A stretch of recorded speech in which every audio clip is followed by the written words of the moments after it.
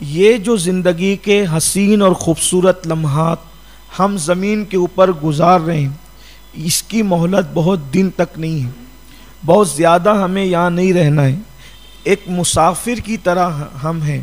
اللہ کے رسول صلی اللہ علیہ وآلہ وسلم نے ایک انسان کی زندگی کو مسافر کی مسافرت سے تشبیہ دی ہے۔ جیسے ایک مسافر سفر کرتے کرتے تھک جاتا ہے تو وہ کسی درخت کے نیچے تھوڑی دیر آرام کرنے کے لیے، سستانے کے لیے تھوڑی دیر لیٹتا ہے، آرام کرتا ہے، اور جب وہ سستا لیتا ہے تو پھر وہ اٹھ کر کے نکل جاتا ہے۔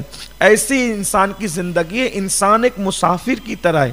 تو یہاں مسافر کی طرح ہے، ہمیں یہاں ہمیشہ نہیں رہنا، نہ آپ نے نہ ہم نے، نہ نیکوں نے رہنا ہے نہ بدوں نے رہنا ہے، نہ مجرموں نے رہنا ہے نہ پاک دامنوں نے رہنا ہے، سب نے یہاں سے کوچ کرنا ہے۔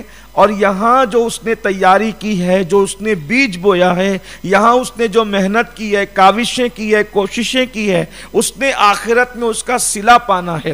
تو اس لیے ہم یہاں کر کیا رہے ہیں؟ غفلت اور صرف غفلت ہے، اللہ کو بھول چکے۔ اللہ تبارک و تعالیٰ ارشاد فرماتا ہے، اے انسان، کس چیز نے تجھے اللہ سے غافل کر دیا؟ کس چیز نے اللہ سے تجھے غافل کیا؟ تو غافل ہو گیا، دنیا کی محبت میں تو اللہ سے غافل ہو گیا۔ اچھا، کچھ لوگ ایسے ہیں کہ جو غافل ہی غافل ہے، نہ نماز ہے، نہ عبادت ہے، نہ سچائی ہے، نہ صداقت ہے، نہ پرہیزگاری ہے، نہ اللہ رسول کا کوئی خیال ہے، نہ مرنے کا کوئی خیال ہے، نہ جواب دینے کا کوئی خیال ہے۔ وہ تو ہیں ہی اپنی دنیا میں الگ مست۔ لیکن جو لوگ نیک ہیں، پرہیزگار ہیں، متقی ہیں، عبادت گزار ہیں، ان کا حال بھی ہے، وہ سمجھتے ہیں ادھر سجدہ کرو ادھر قبول ہوتا ہے، ادھر صدقہ دو ادھر قبول ہوتا ہے، ادھر عبادت کرو ادھر قبول ہوتی ہے۔ یہ بہت بڑی غلط فہمی ہے۔ آج کوئی طویل تفصیلی گفتگو کرنے کی بجائے ایک ایسی حدیث جس کو اگر ہم نے یاد کر لیا، زندگی بدلے گی انشاءاللہ اور اپنا فائدہ ہوگا۔ اب تک ہم بہت بڑے نقصان میں ہیں، بہت بڑے نقصان۔ نماز پڑھ رہے ہیں، چونکہ یہاں اکثر نمازی لوگ بیٹھے ہوں، نماز پڑھ رہے ہیں، رمضان شریف کے روزے رکھ رہے ہیں، اللہ توفیق دیتا ہے تو صدقہ بھی دے رہے ہیں، عبادتیں کر رہے ہیں، تلاوتیں کر رہے ہیں، درود شریف پڑھ رہے ہیں، بہت عبادتیں کر رہے ہیں۔ ایک حدیث آج آپ کے سامنے پڑھنا چاہتا ہوں، آپ کے سامنے بھی اور اپنے آپ کو بھی اس سلسلے میں بیدار کرنا چاہتا ہوں۔ حضرت سیدنا معاذ ابن جبل رضی اللہ تبارک تعالی عنہ ایک مرتبہ اللہ کے رسول صلی اللہ علیہ وآلہ وسلم کے ساتھ جا رہے تھے، اور حضور اکرم صلی اللہ علیہ وآلہ وسلم نے حضرت معاذ ابن جبل کو اپنے ساتھ اپنی سواری پر بٹھایا تھا۔ معاذ بن جبل حضور کی سواری پر بیٹھے ہوئے تھے اور عرض کر رہے تھے کہ یا رسول اللہ صلی اللہ علیہ وآلہ وسلم، میرے ماں باپ آپ پر قربان، کچھ بیان کی بیٹھ ہی گیا ہوں تو میں کچھ کیوں نہ علم حاصل کر لوں، فائدہ اٹھا لوں، حضور کچھ بیان کیجئے۔ تو اللہ کے رسول صلی اللہ علیہ وآلہ وسلم نے آسمان کی طرف دیکھا، اور آسمان کی طرف دیکھ کر اللہ کے رسول صلی اللہ علیہ وآلہ وسلم نے اللہ کی تعریف کی، اللہ کی خوبی بیان کی، اور بیان کرنے کے بعد حضور علیہ السلام نے بہت بڑی بات کی۔ حضور کی تو ہر بات ہی بڑی ہے، لیکن یہ بہت بڑی بات کی۔ فرمایا، اے معاذ، حدیث پاک کا مفہوم ہے، اے معاذ، جب کہ تو نے مجھ سے یہ کہا نا کہ کچھ بیان کریں، آج میں تجھے ایسی بات بتاؤں گا جو کسی نبی نے اپنی امتی کو نہیں بتایا۔ آج میں تجھے ایسی بات بتاؤں گا معاذ کہ کسی نبی نے یہ بات اپنی امت سے بیان نہیں فرمائی جو آج میں تجھے بتانے والا ہوں۔ یعنی آپ بتائیں کہ کتنی اہم بات اب ہونے جا رہی ہے، کتنی بڑی بات ہونے جا رہی۔ یعنی انبیاء کرام آئے لیکن کسی نبی نے اپنی امتی کو یہ بات نہیں بتائی، اب جو بات حضرت معاذ کو اللہ کے رسول بتانے جا رہے ہیں۔ اب میں اس کو پڑھوں گا، میں اس کو ساتھ لکھ کر کے لایا ہوں تاکہ کچھ چھوٹ نہ جائے، اور اس کو آپ پوری زندگی یاد رکھیے۔ پھر اللہ کے رسول صلی اللہ علیہ وآلہ وسلم نے فرمایا معاذ، جب تو ایسی بات آج سنے گا کہ کسی نبی نے اپنے امتی کو نہیں بتایا، تو تیرا کام یہ ہے کہ تم اس کو سن کر اپنے پاس محفوظ کرنا، یاد رکھنا۔ اگر تم نے محفوظ کر لیا تو یہ بات تم کو بہت نفع دے گی معاذ، اور اگر تم نے سن کر محفوظ نہیں کیا تو آقا فرماتے ہیں قیامت کے دن اللہ کی بارگاہ میں پھر تمہارے لیے کوئی حجت نہیں رہے گی، یعنی تمہارے پاس پھر کوئی بہانہ نہیں رہے گا، کیونکہ تم کہہ نہیں سکو گے کہ مجھے معلوم نہ تھا۔ تو اب میں میرے آقا علیہ السلام کا وہی فرمان، جیسے سرکار نے فرمایا نا حضرت معاذ سے کہ زندگی بھر یاد رکھنا، بہت نفع ہوگا، آپ سب کو بھی کہتا ہوں اس حدیث کو زندگی بھر یاد رکھنا۔ پہلی بات تو یہ وہ حدیث ہے کہ حضور نے حضرت معاذ سے بیان یہ کہہ کے کیا کہ کسی نبی نے اپنی امتی کو یہ بات نہیں بتائی جو معاذ کو بتائی جا رہی ہے۔ کتنی قیمتی ہے یہ بات، کبھی ہوئی نہیں، اب ہو رہی ہے۔ اور پھر فرمایا کہ اس کو ہمیشہ یاد رکھنا، اگر نہیں یاد رکھو گے تو قیامت کے دن تمہارے لیے کوئی حجت نہیں ہوگی۔ صحابی کو کہا جا رہا ہے، تو ہم بھی یاد رکھیں اس حدیث کو۔ اب اللہ کے رسول و بیان فرمانے جا رہے ہیں، اب حدیث آ رہی ہے۔ اللہ کے رسول صلی اللہ علیہ وآلہ وسلم فرماتے ہیں اللہ نے زمین و آسمان کی تخلیق سے پہلے، کہ اللہ نے زمین آسمان پیدا کرنے سے پہلے 7 فرشتوں کو پیدا فرمایا، اور ان میں سے ہر آسمان کے دروازے پر ایک فرشتے کو اللہ نے مقرر فرمایا۔ آسمان زمین کی پیدائش سے پہلے جو 7 فرشتے تھے، پھر جب آسمان پیدا کیا تو ہر آسمان کے دروازے پر اللہ نے ایک فرشتے کو مقرر فرمایا۔ اور پھر اللہ کے رسول علیہ السلام ارشاد فرماتے ہیں جب بندہ نیک اعمال کرتا ہے، گناہ نہیں ہو رہے ابھی، نیک اعمال، جب بندہ نیک اعمال کرتا ہے تو کرامن کاتبین اس کے نیک اعمال کو لکھتے ہیں، اور جب لکھ لیتے ہیں تو شام کے وقت جو اس نے نیک اعمال کیے تھے، 24 گھنٹہ جو اس نے اعمال اچھے کیے تھے، فرشتے اس کے اعمال کے دفتر کو آسمان کی طرف لے کر کے جاتے ہیں۔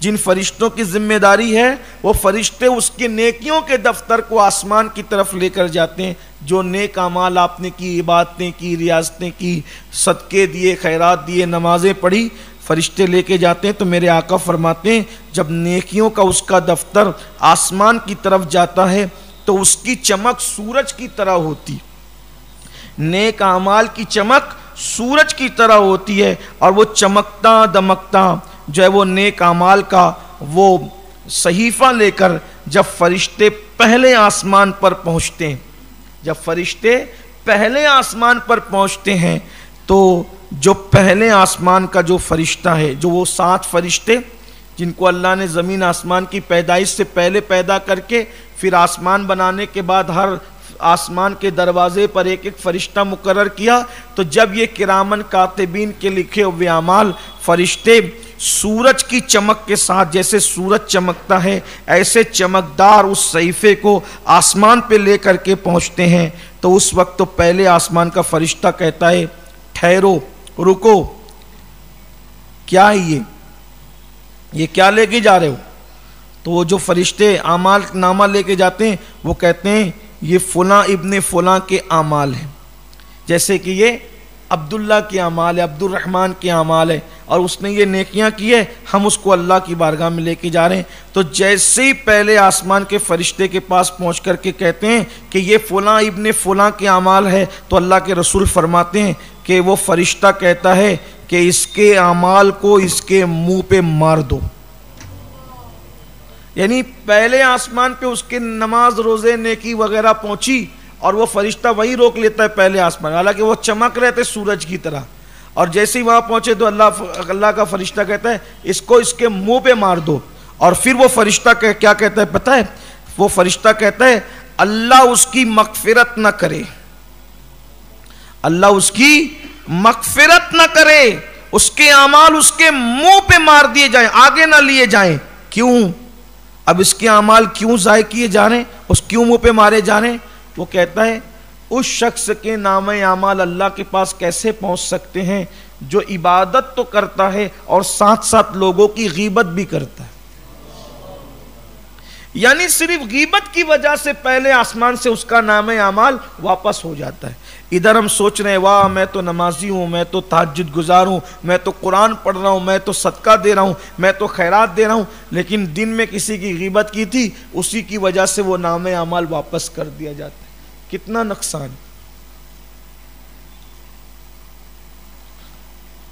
میں سمجھتا ہوں آج کے اس دور میں الا ماشاءاللہ شاید ہی کوئی شخص غیبت سے محفوظ، غیبت سے بچ ہی نہیں پا رہا ہے انسان. وہ اس کی غیبت، وہ اس کی غیبت اور غیبت. اچھا کچھ لوگ ابھی اتنے پرہیزگار پیدا ہو گئے، کہتے ہیں میں غیبت کی نیت سے نہیں کہہ رہا ہوں، میں تو بس صرف بتانے کے لیے کہہ رہا ہوں. تو پھر غیبت کس چڑیا کا نام ہے؟ پھر غیبت کہتے ہیں کس کو ہے؟ عورتیں بھی کہتی ہیں اللہ توبہ، یہ ہماری نیت غیبت کی نیت ہو تو اللہ توبہ تمہاری نیت غیبت کی نیت ہو. آپ کی نیت سے کیا ہوتا ہے؟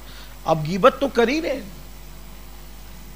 اگر کوئی بندہ غلاظت پر چاندی کا ورق چڑھا دے تو وہ غلاظت چاندی تو نہیں بن جائے گی. یعنی اس کا مطلب ہم اپنے آپ کو تباہ کر رہے ہیں. اس کے پیچھے بیٹھ اس کی برائی کر، اس کے پیچھے بیٹھ اس کی برائی کر، یہ بہت ہو گیا. اسی لیے لوگوں کی زبان میں تاثیر نہیں، دعاؤں میں تاثیر نہیں، چہروں پر وہ رعنائیاں نہیں ہیں جو ایک مومن کے چہرے پہ ہونی چاہیے.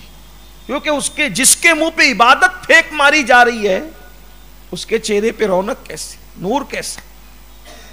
تو غیبت والے تو پہلے ہی آسمان سے ناکام ہو گئے. اللہ سے دعا کرو اللہ ہم سب کو معاف کرے، آئندہ سے اللہ ہماری حفاظت کرے. اچھا تھوڑا یہ بھی بتا دیں کہ غیبت کسے کہتے ہیں؟ کسی مومن غیر فاسق کے پیٹھ پیچھے ایسی بات کہنا کہ اگر اس کے منہ پہ کہتے تو اس کا دل دکھتا، یا اگر یہ بات اس تک پہنچے تو اس کا دل دکھے گا، اس کو غیبت کہتے. اس کی آنکھ تو چھوٹی تھی، وہ تو کالا ہے، وہ تو چھوٹی انگلی والا ہے، وہ تو اپنے آپ کو بڑا ہوشیار سمجھتا ہے، وہ تو بڑا دیڑ شانہ ہے، پتہ نہیں اپنے آپ کو کیا سمجھتا ہے. اس کی آستین تو چھوٹی تھی، اس کا کپڑا صحیح نہیں سلا ہوا ہے. یہ سب چیزیں غیبت. اللہ ہم سب کی حفاظت. ابھی ہم سوچتے ہیں کہ ہم عبادت گزار ہیں، لیکن وہاں جائیں گے تو پورا سناٹا ہی سناٹا ہوگا، کیونکہ پہلے ہی آسمان سے اعمال واپس ہو. اب پھر اللہ کے رسول علیہ السلام سیدنا معاذ ابن جبل سے کہتے ہیں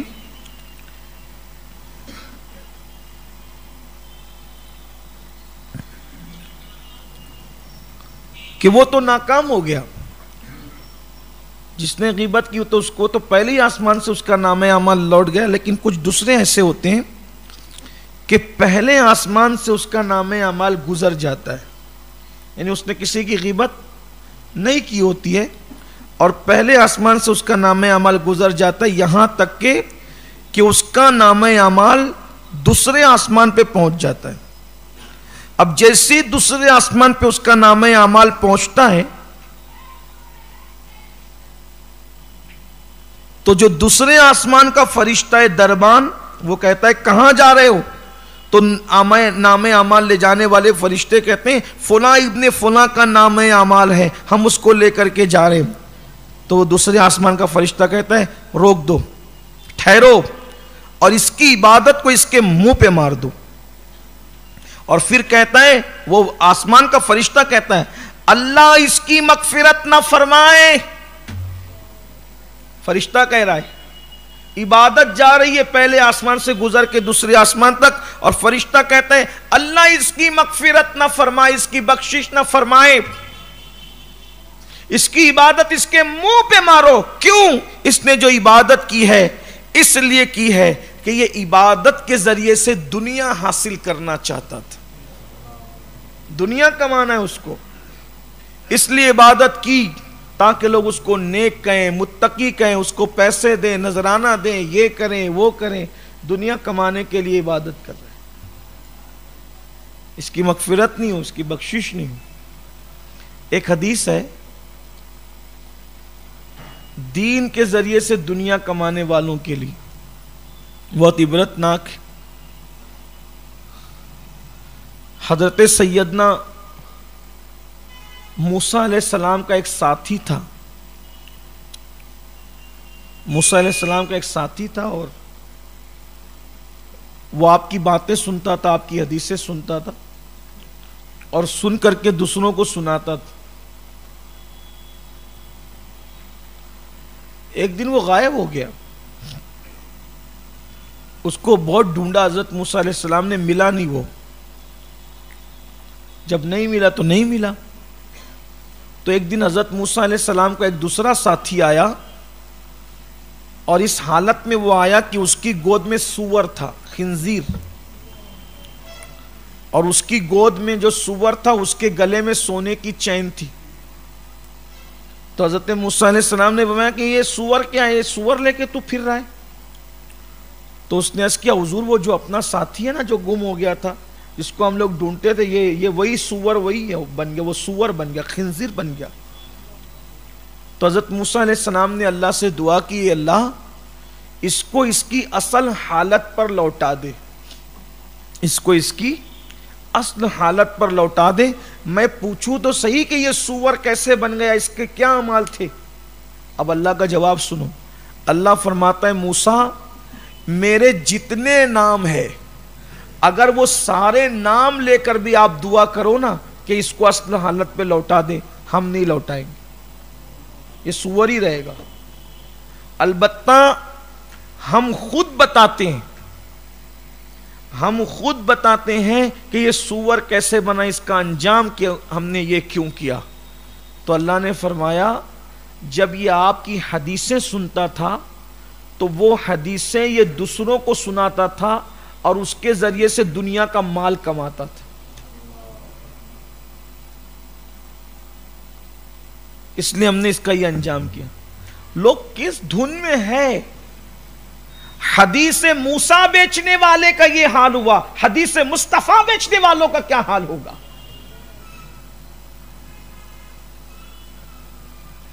غور فرمائیں، کیا کہاں ہے لوگ؟ عبادتیں بھی ہو رہی ہے تو دنیا کمانے کے لیے، دنیا داری کے لیے، دوسرے آسمان سے اس کی عبادت بھی لوٹا دی جائے گی۔ پھر اللہ کے رسول صلی اللہ علیہ وآلہ وصحبہ وبارک وسلم ارشاد فرماتے ہیں، اے معاذ لیکن کچھ لوگ ایسے بھی ہوں گے کہ کسی کا نام اعمال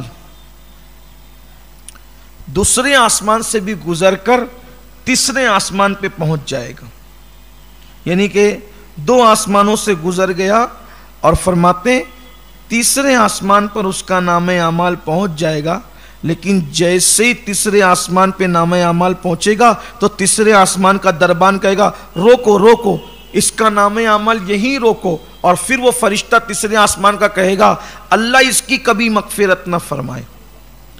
فرشتہ اس کے لیے دعا کرے گا اللہ اس کی کبھی مغفرت نہ فرمائے، اس کا نام اعمال جتنی نیکیاں ہیں اس کے منہ پہ مار دو۔ تیسرے آسمان پہ اس کا نام روک لیا جائے گا اور اس کا نام اعمال اس کے منہ پہ مار دو، اللہ اس کی کبھی مغفرت نہ فرمائے، آگے نہیں جانے دیں گے اس کے نام اعمال کو۔ کیوں؟ تو فرشتہ کہے گا یہ لوگوں کے ساتھ تکبر اور گھمنڈ سے پیش آتا تھا، اس لیے اس کا عمل نہیں جانے دیں گے آگے کی طرف، اللہ تک جا ہی نہیں رہے سجدے۔ ایک کی غیبت کی وجہ سے عبادتیں روک لی گئی، دوسرے کی دنیا کے حصول کے معاملے میں روک لی گئی، تیسرے کا حال یہ کہ وہ گھمنڈ کرتا تھا، تکبر کرتا۔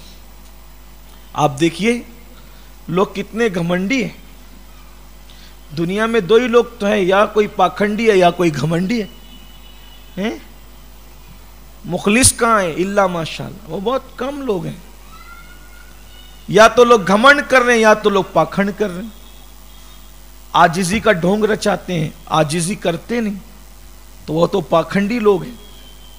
وہ کہیں گے نہیں میں سب سے حقیر ہوں، اور اگر کہہ دیں آپ ایک مرتبہ کہ آپ حقیر ہیں تو پھر دیکھیں کیسے تن بدن میں آگ لگتی. نہیں میں تو بہت چھوٹا علم ہوں, مجھے کوئی علم نہیں ہے. کوئی جاہل کہہ دے تو پھر دیکھو جناب کا کیا حال ہوتا ہے. بلکہ ہم لوگ عاجزی اس لیے کرتے ہیں کہ لوگ ہمیں کہیں الا ماشاء اللہ. سب کی بات نہیں کر رہا ہوں, نہیں آپ تو بہت بڑے نیک آدمی ہیں, بڑے پرہیزگار ہیں. گھمنڈ کہیں نہ کہیں دل میں ہے, اور قرآن کہتا ہے وَاسْتَكْبَرَ وَكَانَ مِنَ الْكَافِرِينَ. تکبر کیا اور کافروں میں سے. کسی کو نسب کا گھمنڈ ہے, کسی کو نسب کا گھمنڈ ہے, کسی کو علم کا گھمنڈ ہے, کسی کو حسن کا گھمنڈ, کسی کو نیکیوں کا گھمنڈ ہے, کسی کو کچھ ہے.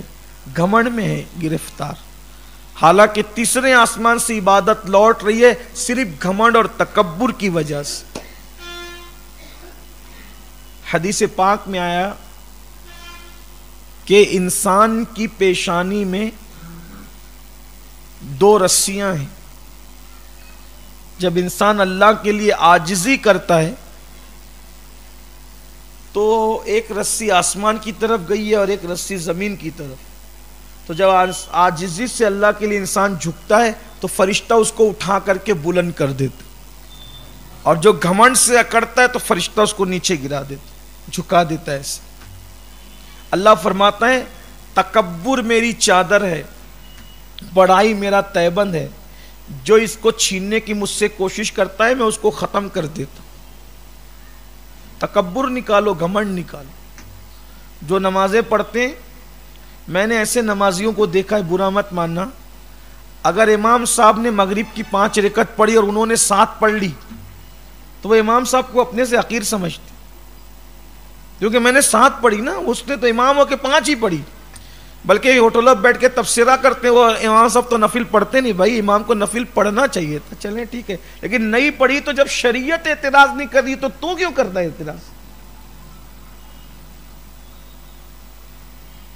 تو مقتدی ہے, تیرا عبادت کرنا اور تیرے امام کا سونا جو عالم ہے دونوں برابر ہے.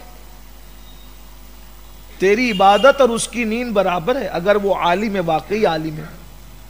یخشى اللہ کی منزل پر فائز ہے, انما یخشى اللہ من عبادہ العلماء. تو عالم کا سونا اور غیر عالم کا عبادت کرنا فرمایا برابر برابر. لوگ گھمنڈ کرتے ہیں. اگر کوئی تلاوت کر رہا ہے اور کوئی تلاوت نہیں کر رہا ہے تو تلاوت کرنے والا تلاوت نہ کرنے والے پر اپنے آپ کو برتری اور فوقیت جانتا ہے. یہ شیطان کے ہتھ کنڈے ہیں. دیکھو اللہ کے رسول کیسے شیطانی ہتھ کنڈوں سے صحابی رسول حضرت معاذ ابن جبل کو بیدار کرنے ہیں. اور میں سمجھتا ہوں کہ یہ ہمارے لیے بہت عبرت.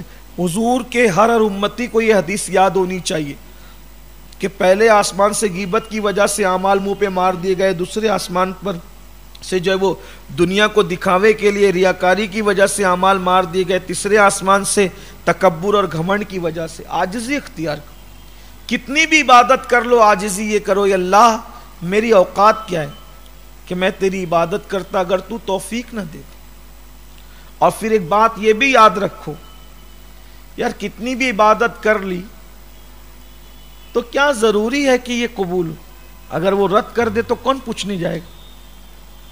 کوئی ہے اس سے پوچھنے والا؟ اور پھر سوچو تو صحیح,